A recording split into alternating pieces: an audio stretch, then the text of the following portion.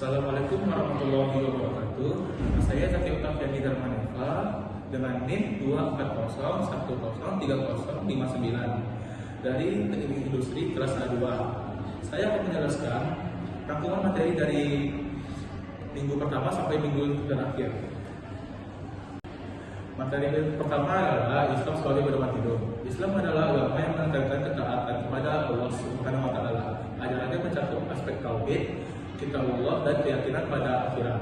Sumber utama Islam adalah Al-Quran. Al-Quran sebagai pedoman hidup yang mencakup ibadah, moral, dan hukum. Kedua, hadis. Hadis pernyataan perbuatan dan persetujuan Nabi Muhammad SAW yang melengkapi Al-Quran. Materi kedua adalah makna hidup dalam Islam. Hidup dalam Islam bertujuan untuk memperoleh rahmat Allah, beribadah, berakhlak mulia, menolong sesama, dan beramal saleh. Umat Islam diharapkan mampu mencapai kebahagiaan dunia dan akhirat melalui implementasi ajaran Islam. Untuk materi ketiga, hadis dan ayat tentang bekerja. Ayat yang dituju untuk tentang bekerja adalah Quran surah Al-Jumu'ah ayat 10. Isi kandungannya adalah anjuran bekerja setelah beribadah. Dan hadisnya adalah pentingnya bekerja keras dan menghargai hasil usaha sendiri. Kesimpulannya, bekerja adalah bagian dari ibadah, tanggung jawab sosial, dan kontribusi kepada masyarakat. Untuk materi keempat, yaitu hadis dan ayat tentang menuntut ilmu. Ayatnya adalah Quran surat Al-Mujadilah ayat 11. Yang isinya, Allah meninggikan derajat orang yang berilmu. Untuk hadisnya adalah menuntut ilmu adalah kewajiban bagi setiap muslim. Hadis riwayat Ibnu Majah. Kesimpulannya, ilmu menjadi jalan menuju kebahagiaan dunia dan akhirat. Materi kelima adalah Islam di Indonesia. Islam menyebar secara damai melalui perdagangan dan dakwah, menciptakan hubungan harmonis dengan budaya lokal. Di Indonesia, Islam berperan besar dalam pendidikan, budaya, dan pembangunan sosial. Dan materi keenam adalah ibadah dalam kehidupan.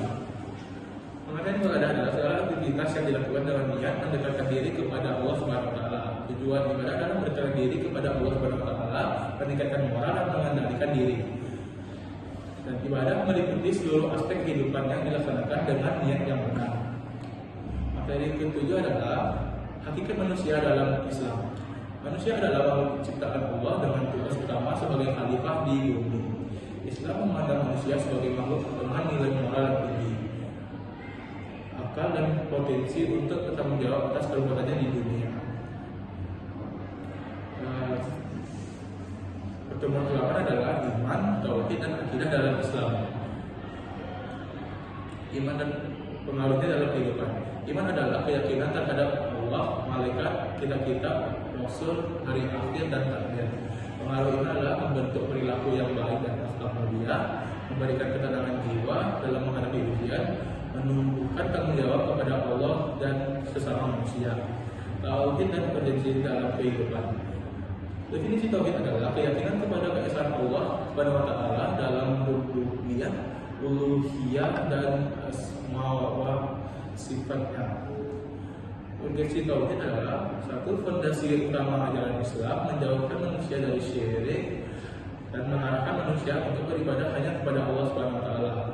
Konsep akidah dalam Islam. Akidah adalah landasan keimanan yang mencakup keyakinan kepada Allah Subhanahu wa Ta'ala, malaikat, kitab, rasul, hari akhir, dan takdir.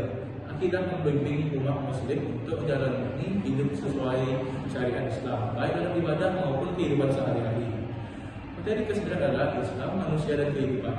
Pada Islam dengan manusia dan kehidupan, manusia diciptakan untuk beribadah kepada Allah Subhanahu wa Ta'ala, dan manusia dibekali dengan akal sehat dan tanggung jawab untuk menjalankan amanat sebagai khalifah di bumi. Islam mengatur kehidupan manusia untuk memberikan pedoman untuk hubungan dengan Allah Subhanahu wa Ta'ala, sesama, dan lingkungan.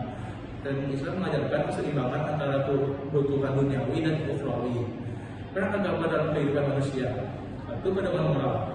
Yaitu agama memberikan panduan untuk membedakan yang benar dan salah. Dan dua, sumber ketenangan membantu manusia menghadapi kesulitan hidup dengan sabar dan tawakal. Selanjutnya, penyatu sosial untuk menghubungkan manusia dan komunitas yang saling mendukung. Dan selanjutnya orientasi akhirat, mengingatkan manusia akan tujuan hidup yang lebih besar, yaitu kebahagiaan akhirat. Dan materi terakhir adalah syirik dan bahayanya bagi manusia. Syirik dan bahaya dalam kehidupan. Satu, syirik adalah menyekutukan Allah dengan sesuatu selainnya yang merupakan dosa-dosa. Bahaya syirik bagi manusia adalah untuk merusak keimanan dan hubungan dengan Allah Subhanahu wa Ta'ala, menghilangkan amal kebaikan dan menyebabkan hancuran di dunia dan akhirat. Syirik zaman modern. Apakah fitur IG termasuk syirik? Tidak termasuk syirik jika digunakan sebagai alat hiburan dan kreativitas. Berpotensi menjadi syirik jika dipercaya dapat mengubah takdir atau nasib seseorang. Syirik penggunaan teknologi seperti filter IG tidak dianggap syirik selama digunakan secara wajar dan tanpa keyakinan yang bertentangan dengan tauhid. Sekian dari saya. Wassalamualaikum warahmatullahi wabarakatuh.